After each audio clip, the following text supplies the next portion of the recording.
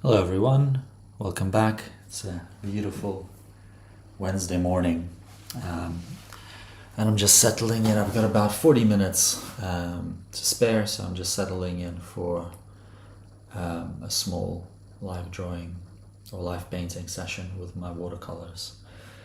This is a painting I did yesterday. If you joined me for the broadcast yesterday, you would have remembered that I made some horrible mistakes in terms of cauliflowers. I think I managed to rescue it just to give these trees some definition and foliage. So this is a small painting we did yesterday.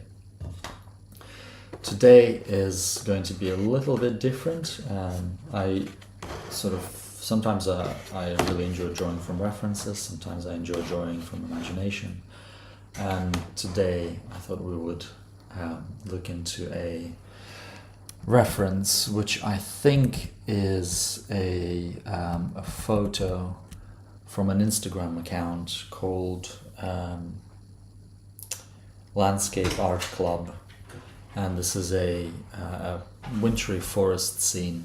It's a very busy scene, and it'll be a challenge, I think, to try and convey it without too many distractions. So in terms of my supplies today, I've got again an A5 piece of 100% cotton paper by Arch. It's rough surface, so cold press rough. And I have a mop brush by Princeton Neptune, size 8, number 12 round, and a number 4 rigger brush for all those fine details. If you remember from my previous videos, I like to reuse the paints in my palette, so I don't really clean it out between painting sessions, and then I just use a little bit of spray to activate these paints, and that way I get a really nice neutral color that I can use either as an underpainting or if I wanted to come back to it at a slightly later stage. So once I activate it, then I can just sort of mix it all up together. Now this is a winter scene. It looks maybe late afternoon scene, just by judging by the color. So I'm going to add a little bit of cool blue into my neutral color.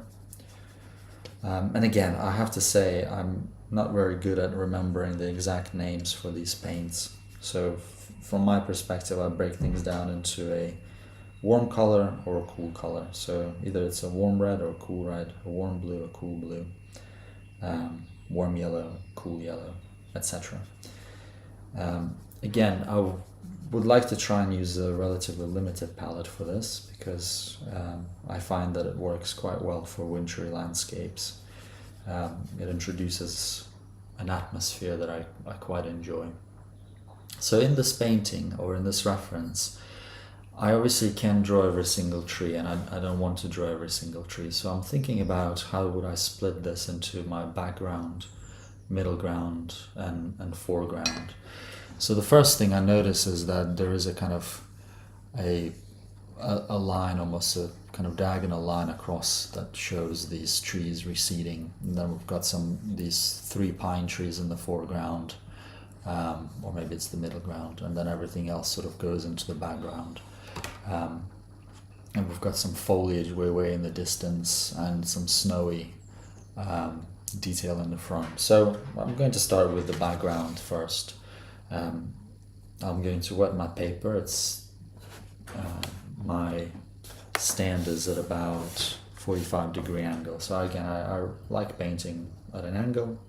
Other people prefer different angles. I think it's all just personal preference. This time around, I'm not going to tape my painting. I'm just going to use the full page, just to do something different. And what I've done here is I've added plenty of water to my neutral tint that I've created, and I'm actually using that to wet my paper. So instead of wetting the paper with clean water, I'm already adding a little bit of grays And as you can see, I'm trying to warm it up as I work my way down.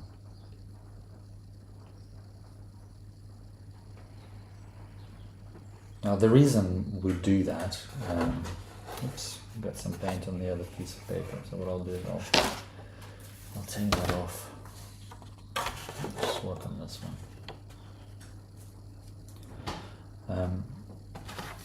Yeah, so the reason we do that is because of perspective. So we've got perspective that has a vanishing point, but then we have another type of perspective that deals with light, which basically says that objects near to us have warmer colors, objects that are further away from us have cooler colors. You can see that when you start looking at Renaissance painting. I think that's where they've sort of understood that a little bit more and introduced that in there. I probably do need to somehow tape this piece of paper to my board because it's very difficult for me to work on it.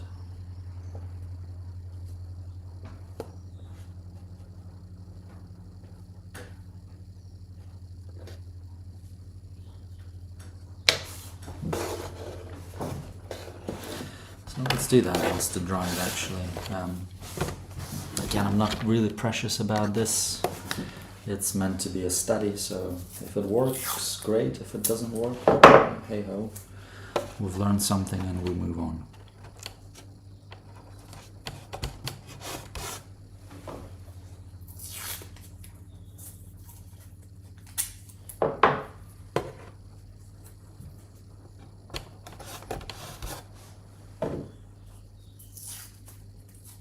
So hopefully that'll keep it in place for a bit.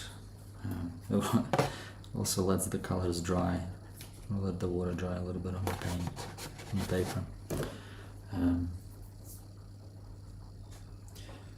So again, now I'm just looking at that distance and seeing the foliage somewhere here. I don't know if you're able to see I should be able to see my cursor, but I'm just looking at these distant trees and thinking how I'm going to portray them. So these trees are there to establish a horizon line. So again, this is the horizon line here. The eye level is about there, and then these trees essentially serve as a reminder for our eye of where to look.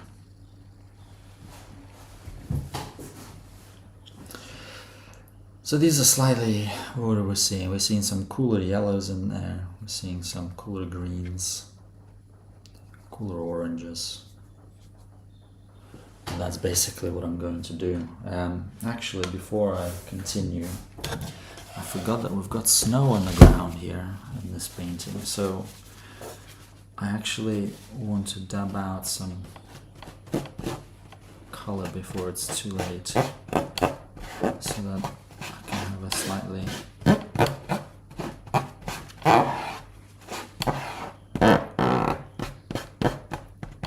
that's it. So like I said, I'm not too precious about this painting.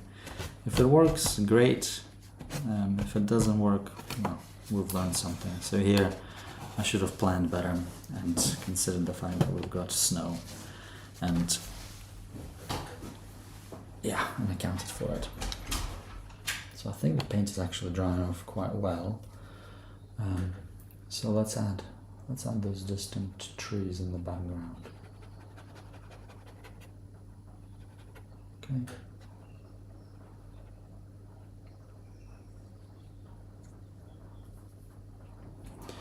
Now we don't have to be perfect with these trees, and in fact what will work really well is if we vary the color as we drop it in. So maybe we drop in a little bit of the blues, a little bit of the siennas, a little bit of green, and let the colors just sort of mix on the page to give us this illusion that there is a distant forest somewhere on the horizon. So just adding some interest to our background.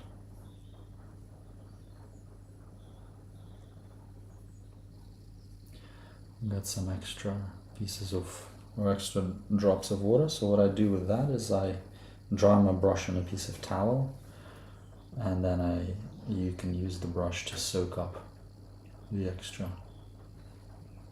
water that I don't need, because again I don't want it to interfere with the rest of my painting.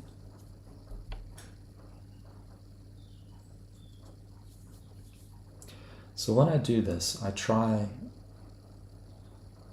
once I added a preliminary mix of water, I try not to add water again. I just add different pigments and mix them up. And what this does is that it avoids the backgrounds if I don't want them. So it means that I can be assured that I have the same amount of water or less on my palette as I did when I first added the wash. And that means I don't introduce any extra water. And any extra water means the potential for a background, as we've seen in my last video.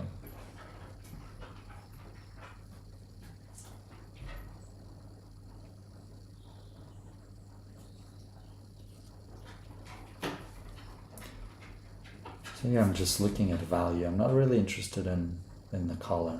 I'm interested in the value. What's darker? What's lighter?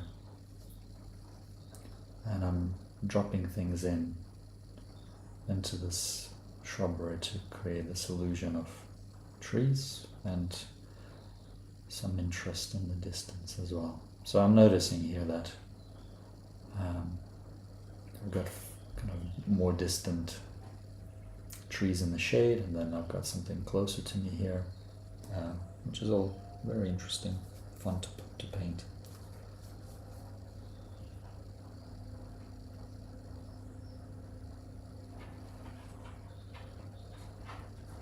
Okay.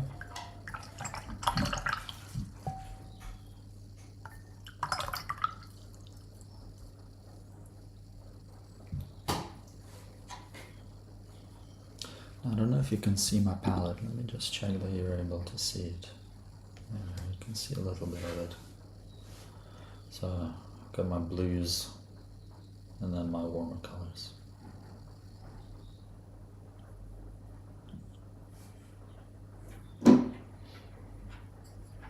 Here I'm just letting the paint do its thing, or rather letting the water and gravity do their thing. What I might do is also just blend a couple of these.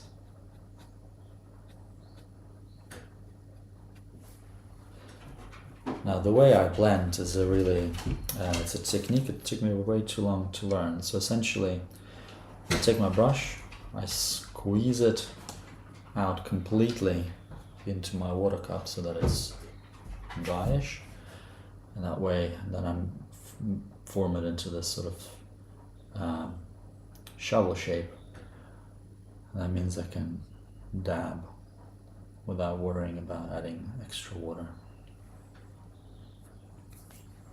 There we go.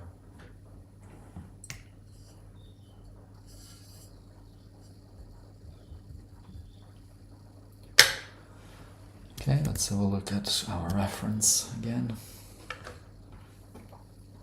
So I think I'm going to start painting my trees in the distance. I'll put, again, I'm not going to be 100% faithful to the reference. I'm just using it for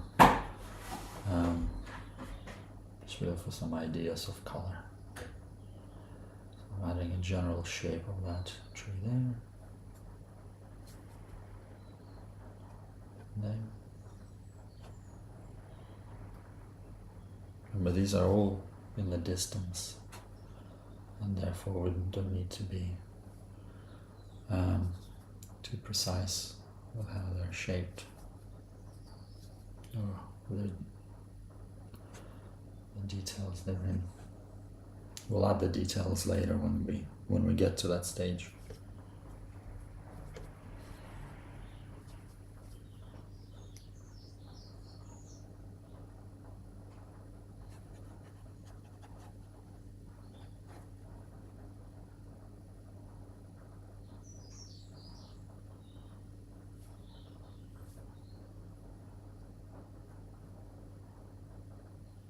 Great.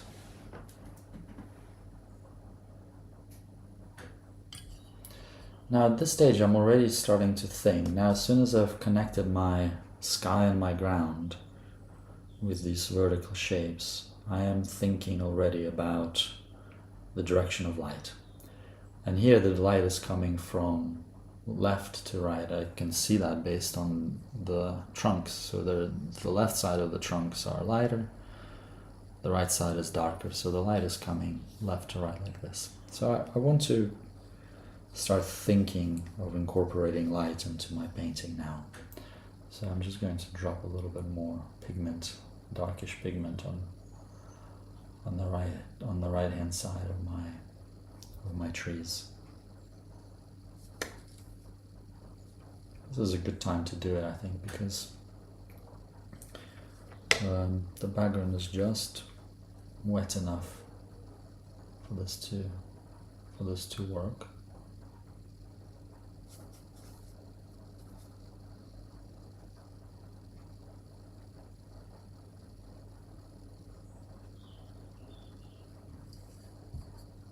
Great, now I'm just going to blend a couple of those treetops because we don't really need to see that crown, so we can blend that in. Make it a little fuzzier, especially on the side that's light, where the light's hitting. I'm just lifting the color out. Now, I don't know how this will work, but I want to put in a couple of those straight edges, or the light edges of the tree trunk. So I've got a gym membership card. I'm just going to see how this works. Again, I haven't done this before. But let's just see what happens. I'm just going to put some straight lines in where I take out some of the pigment, so that we've got an idea of the light tree trunks.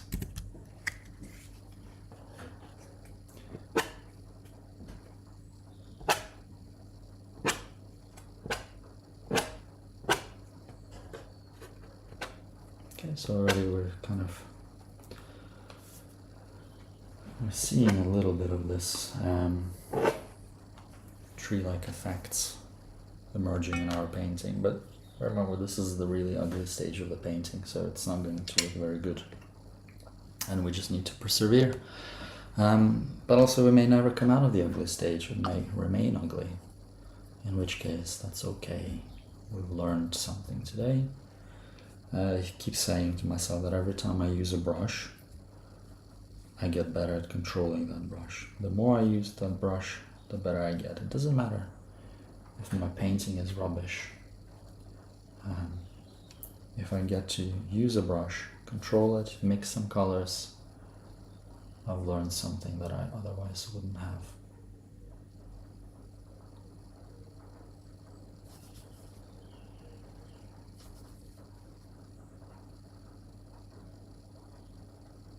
Some nice granulations emerging now in those trees. See, I've got about 20 minutes left before I need to head off, so I don't mean to rush, but I might need to rush. I might need to come back and finish this when I've got a little bit more time.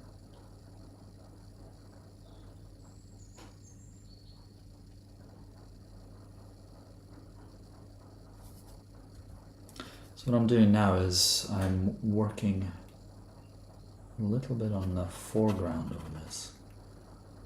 What I quite liked about this composition is actually that I can clearly see a vanishing point here. I think this is where my eye goes to, and I think it's because of these sort of lines that go that way, and they're a natural part of this landscape, which I think is really cool. So whoever did this, created this photograph, well done.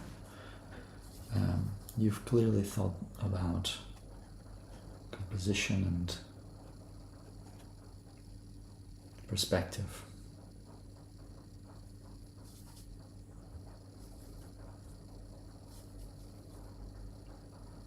So the more I paint with watercolor, the more I get familiar with the textures of the paints that I want. So what consistency of the paints do I want to make this into a painting that I enjoy looking at? And that's, I think, again, that comes with a lot of practice, a lot of trial and error. And I certainly am not there yet. But I have noticed recently that the more I paint, the more gut feeling I get about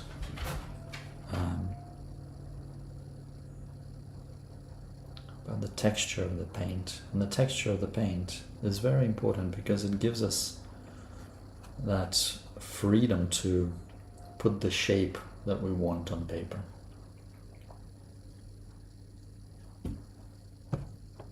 Still wet. Okay. I think that should be alright for this shrubbery now.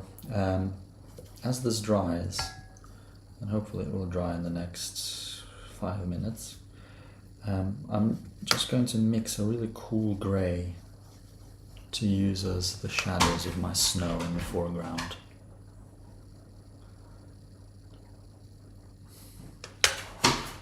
I'm also going to, is it a good time to do it? I'll wait a bit.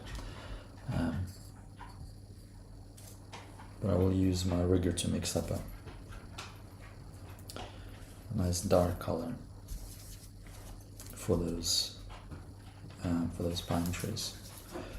I do have a black. I might use it for some of the leaves to give it texture because it's ivory black and it does granulate. So I might use it on these darker trees here and also in the foreground here. But for now, I am going to just mix it and leave it. And I'm using an ultramarine blue, so a warm blue mixed with a sienna. And those two colors give a really nice, warm, vivid black, which is great, I think, for landscapes.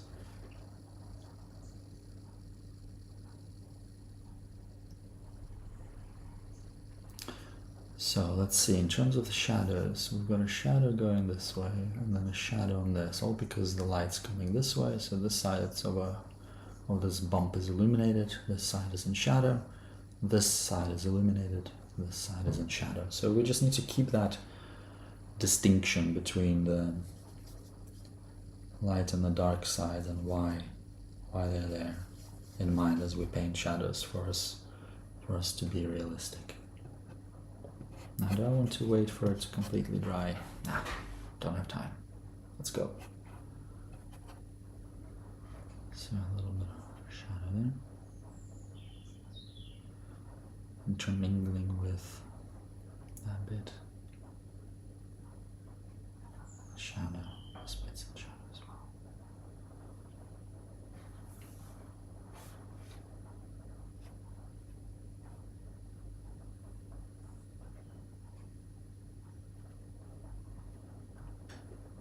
Alright, so it's already looking decent, not too bad. Still an ugly stage. Let's get rid of this here. Now that we've added, what I like to do is when I do add bushes or little twigs in the foreground, I really like to do it when whatever I've just painted gives us a wet ground, because that means I'm going to get this nice differentiation between fuzzy edges and clean edges. And this is exactly what I really enjoy with the fun in the watercolor process, is this distinction between what the eye needs to see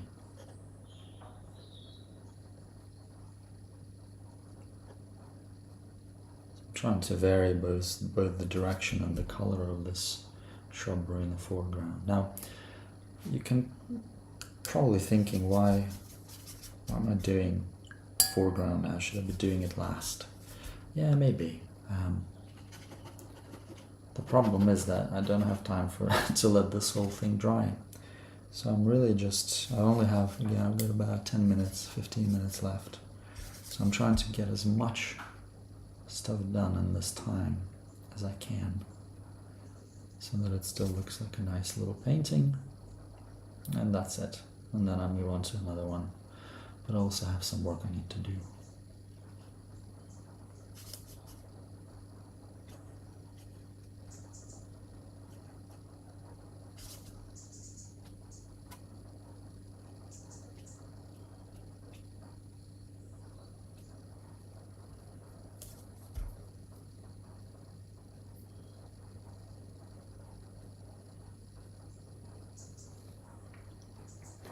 So what do you think? Is this dry enough?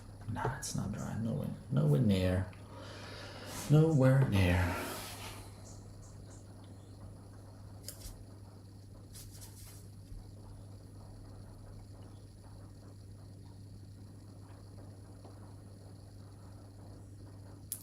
You also see me do is, as I make these marks, these sort of seemingly random marks, they do have a purpose. Their purpose is to establish the form of the ground on which they're placed. So they will follow a bend, or they will follow the shape of the ground. That's the form. And that's really important, because that's what gives us a sense of three-dimensionality.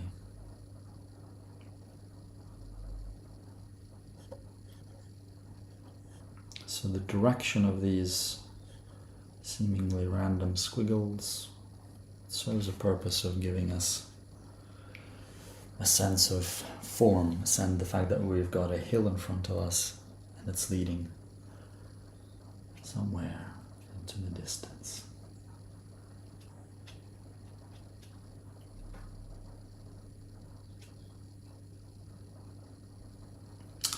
Okay, well, let's see what happens now. Let's add our straight trunks.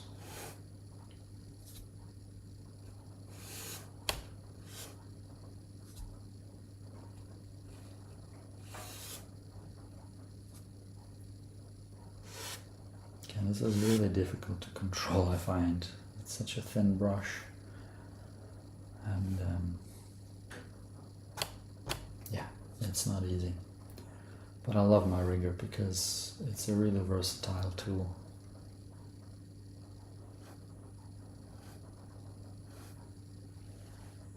Okay, let's paint now. Let's paint some trees in there, some leaves, these pine branches in the distance. So we'll sort of follow this direction. Again, so I love the rigger is that you get beautifully random strokes. And as long as you're thinking about the overall form of the thing you're painting, you can get away with some really wonderful results. That's too dark.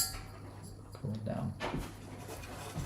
So, remember, this is in the distance, so the further we're away, the lighter is the value.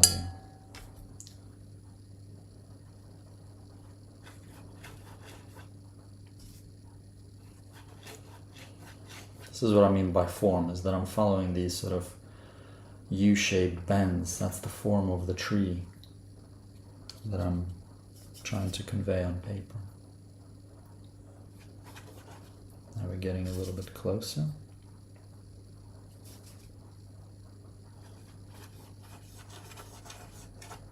So we will intensify the color.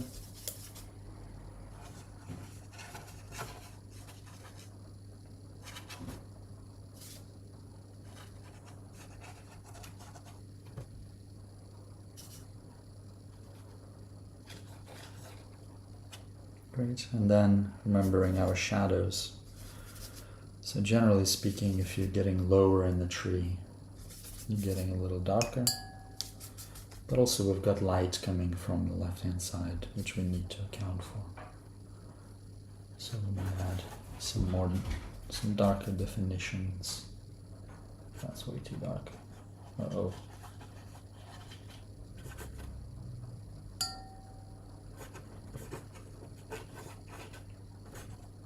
Smudge it out a bit.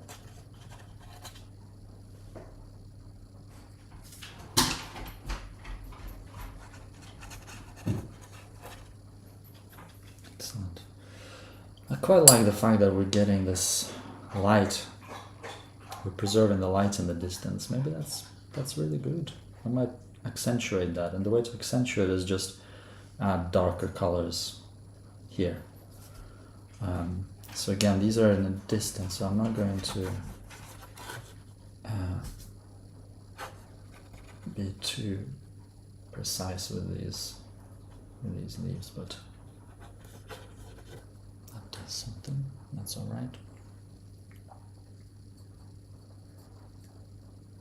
Now remember, we still have our 3 players left, and these are these three pine trees. Do we put them in?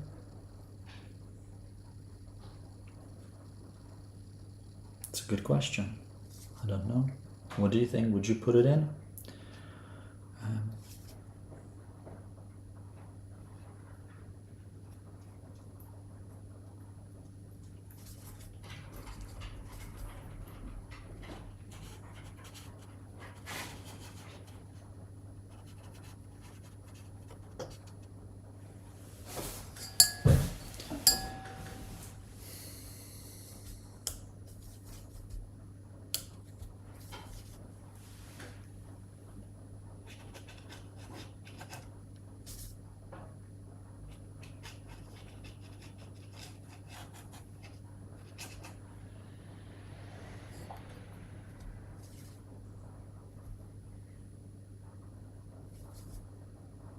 Let's put them in. Why not?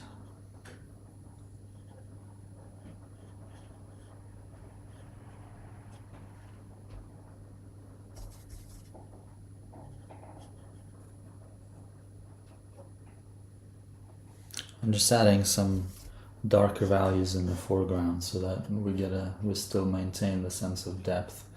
But I think let's add that pine tree in. I'll use a different brush for the pine tree. Let's see what I've got. I want to use a flat brush so that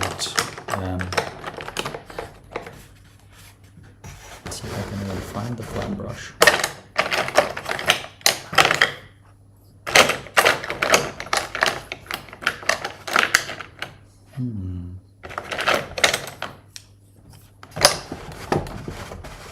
I'm sure I had a flat brush. There it is. I see it. There it is. So I've got some nice flat brush. Right, let's make sure you can still see the painting. There we go. Okay. So I've got 5 minutes. Let's see. Let's start with a nice warm yellow. Mix it in with some of these neutrals that I've got on the page. And we'll pop it over here.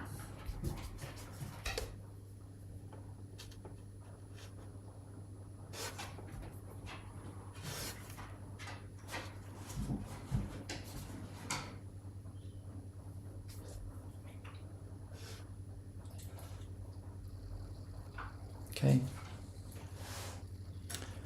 now we will take, still with the same brush, I'm just going to turn it on its side and add the darker side, the shadowish side in there as well.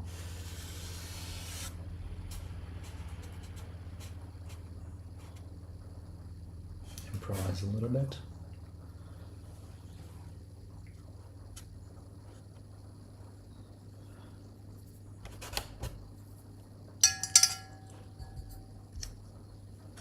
Let's darken up the connection down here.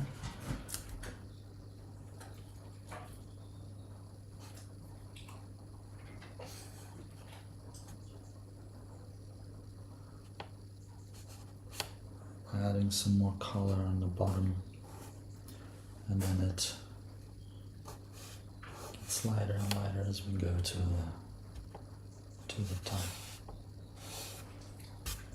Variability in the line. And now let's add some of these things here.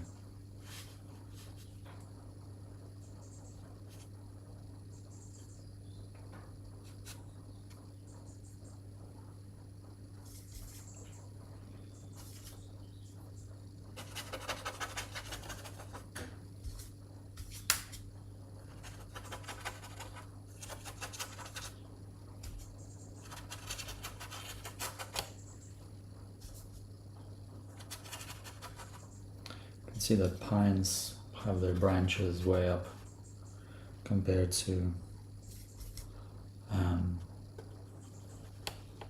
other trees. So their branches are way up there.